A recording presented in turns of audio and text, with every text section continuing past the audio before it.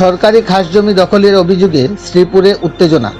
উত্তর জেলার ধর্মনগর মহকুমার অন্তর্গত শ্রীপুর গ্রাম পঞ্চায়েতের ৬ নং ওয়ার্ডে সরকারি খাস জমি দখলের অভিযোগে গ্রামবাসীদের মধ্যে চাঞ্চল্য ছড়িয়ে পড়ে। এই নিয়ে সোমবার গ্রামবাসীরা পুলিশ সুপার ও জেলা শাসকের নিকট লিখিত অভিযোগ দায়ের করেন। তাদের অভিযোগ, মান্না রায় সহ কাটিয়া বাবা গুরুকুলম সেবা ট্রাস্টের কয়েকজন ব্যক্তি বুলডোজার দিয়ে জোরপূর্বক জমি দখলের চেষ্টা করছেন। দীর্ঘদিন ধরে গ্রামবাসীরা ওই জমিতে যাতায়াত সহ পশু চরানোর কাজ ব্যবহার করে আসছেন। গ্রামবাসীদের দাবি, প্রশাসন কাজ বন্ধের নির্দেশ দেওয়া সত্ত্বেও অভিযুক্তরা পরবর্তীতে পুনরায় কাজ শুরু করেছে। বুধবার এই মর্মে এলাকাবাসীরা সংবাদ মাধ্যমের শরণাপন্ন হয়ে জরুরিকালীন তদন্ত ও অবৈধ দখলদারদের উচ্ছেদের দাবি জানান। ধর্মনগর থেকে নিজস্ব প্রতিনিধি রিপোর্ট, শ্যামলী ত্রিপুরা। নমস্কার, আমরা শ্রীপুর ৬ নং ওয়ার্ডে একটা খাসল্যান্ড আছে। খাসল্যান্ডের মধ্যে আমরা পঞ্চায়েতের তরফ থেকে আমরা চাইছিলাম যে এখানে 10-15টা পরিবার আমরা বয়াইম। তো এই খাতিরে আমরা গিয়া তহসিলদারের লগে দেখা করি, তহসিলদারে আনিয়ে আমরা জায়গা মাপা করি।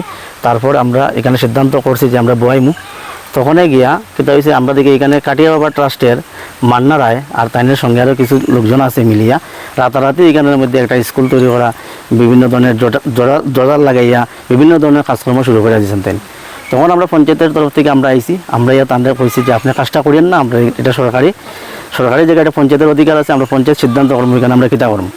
তখন তাই আমরা বইছি একবার তাইনের লগে বহার পরে তাই সিদ্ধান্ত হয়েছে যে আমরা 15 পরিবার বয়ে যা জায়গা থাকে তাই নেও গিয়ে। আমরা তো নিজের লেগে, পঞ্চায়েত মেম্বারও তো নিজের লেগে, গ্রামবাসীরা নিজের লেগে চাইছে না, জাস্ট 15 পরিবার বইতো।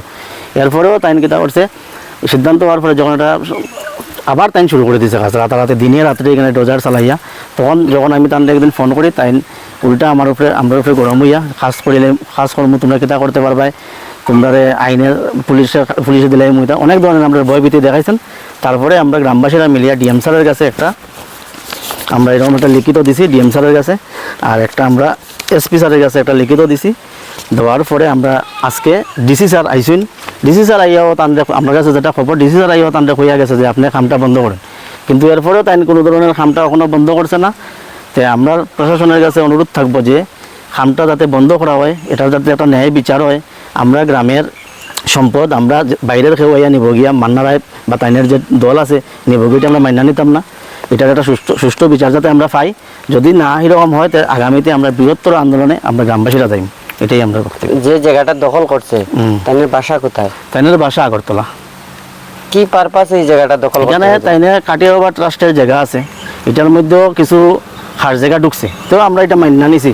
আচ্ছা, গ্রামের কাটিয়া বাবা স্কুল হয়েছে, বিভিন্ন ধরনের ইয়ে হইতেছে এখানেও, কিন্তু পরবর্তী আইন কিতা করছে, পরবর্তী সময় যে খাস জায়গা যেটা বাইরে আসলো, তাইনের বাউন্ডারির বাইরে আরেকটা বাউন্ডারির ভিতরে আসলো, এটারও তাইন দখল করে নিছি। কিন্তু এটা আমরা চাহিদা আসলো যে আমরা গ্রামবাসী, আমরা গ্রামের অনেকের জায়গা নাই, ডিএম স্যারের লগে মাতিয়া সরকারিভাবে আমরা 10-15 পরিবার বইমই কেন।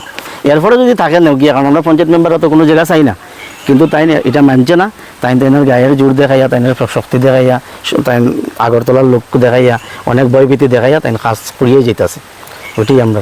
আপনি যে ডিএম স্যার ম্যাডামের সাথে বা এসপি স্যারের সাথে আপনারা দেখা করছেন, কি আশ্বাস দিছে আপনি? আমরা লগে তাইনের লগে সরাসরি কোনো দেখা হয়েছে না, আমরা রিসিভ আনছি তাইনের অফিসে গিয়া, তাইনের পাইছি না, জিও স্যারেও ম্যাডামরাও পাইছি না, এসপি স্যারও পাইছি না, আমরা ইয়ত দিয়ে আইছি, কিন্তু রিসিভও আনছি আমরা। তা আমরা বিশ্বাস তাই এটার একটা সুষ্ঠু বিচার তারা করব। আর এটারও কাজ শুরু হয়েছে, আজকে আমরা দেখছি ডিসি স্যার আইসুন, আর আওয়ার পরেও ডিসি স্যারের কথাও তারা মানছে না, তাই মানতেছেন না, তাই শক্তি দেখাইতেছে।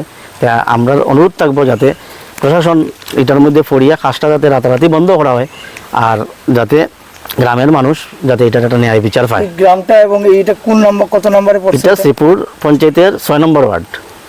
এখানে আপনার পরিচয়টা? আমি শ্রীপুর পঞ্চায়েতের 4 নম্বর ওয়ার্ডের জনপ্রতিনিধি মেম্বার প্রলয় দাস আমার নাম।